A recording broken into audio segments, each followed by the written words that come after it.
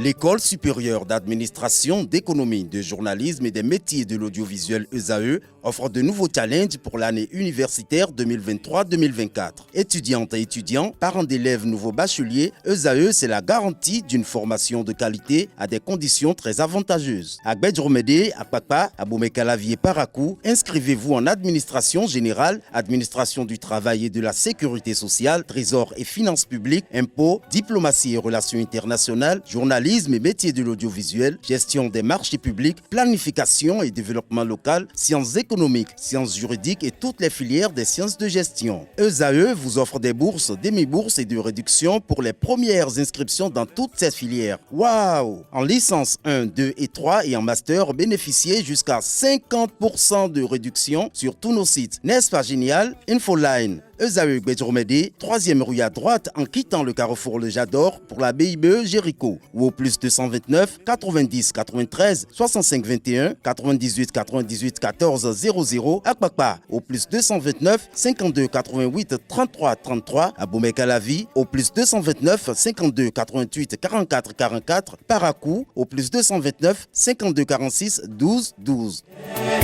ESAE, l'excellence à un an.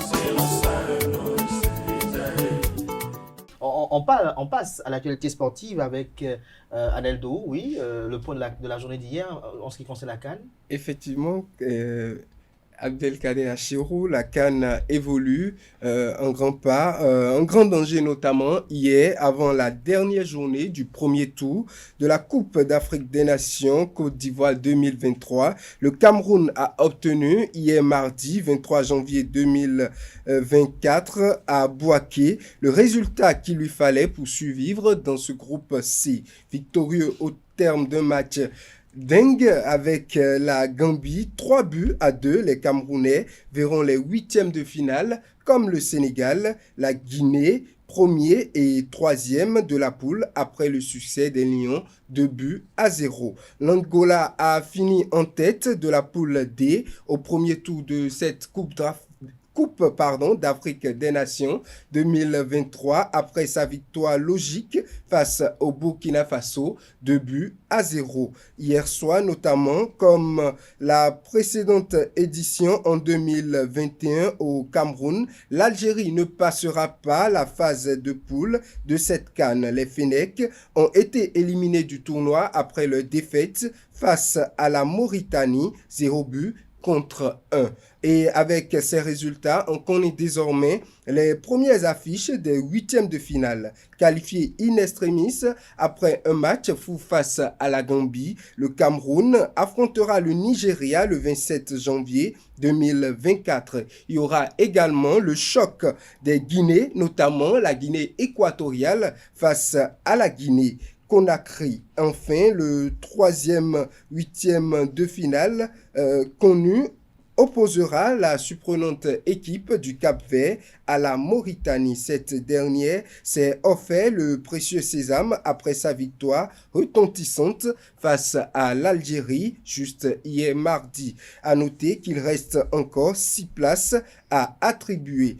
Pour les rencontres notamment de cette journée, la Namibie rencontrera le Mali. L'Afrique du Sud sera face à la Tunisie et dans le groupe F, l'équipe de la Zambie sera face au Maroc, tandis que la Tanzanie sera face à la RDC pour les dernières places de cette huitième de finale. Merci à Wanaldo. Un instant, je vous reviens, Kolomoussou, par rapport aux rencontres footballistiques qu'il y a eu hier. Quel commentaire nous reporter sportif pour nous faire très rapidement? Quand j'ai suivi les matchs hier, on a vu une équipe de la Mauritanie qui s'est qualifiée.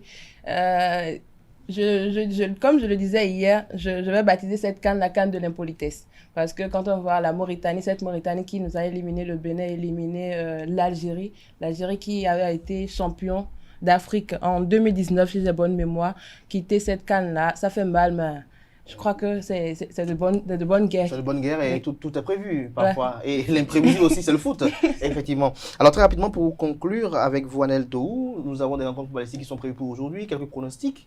Quelques pronostics pour la journée des performances que vous avez déjà vues. Nous avons l'équipe de la Namibie qui a surprise plus d'un à la première journée, notamment à la deuxième journée également, qui sera face au Mali. Une équipe du Mali très bien en forme, qui est déjà à 4 points, face à la Namibie qui a 3 points. Je crois que dans cette rencontre, l'équipe la plus expérimentée, c'est-à-dire l'équipe du Mali, prendra les devants. Avec quel score, par exemple? Avec un score peut-être d'1-0, puisque c'est très serré entre les deux parties. Je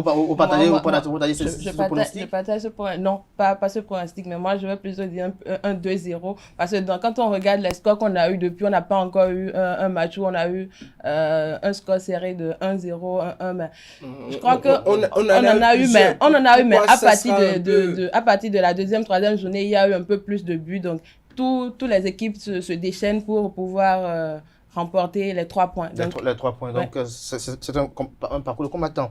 Oui, Aneldo, pour finir? Pour finir, nous déplorons un drame qui s'est produit dans la journée d'hier, dans la soirée plutôt d'hier. Le convoi des journalistes revenant de Yamoussoukro pour Abidjan a eu un terrible accident de bus vers 2 heures du matin. Beaucoup de blessés, beaucoup de personnes sont légèrement blessées, 2 blessés graves, notamment le chauffeur et le convoyeur qui avait son pied coincé, sont finalement à l'hôpital. Nous prions pour ces confrères et nous espérons qu'ils toute notre compassion et qu'ils reviennent en pleine forme. Merci à vous, Aneldo, pour cette présentation de l'actualité sportive en lien avec la CAN 2023 qui se déroule du côté de Abidjan, en Côte d'Ivoire.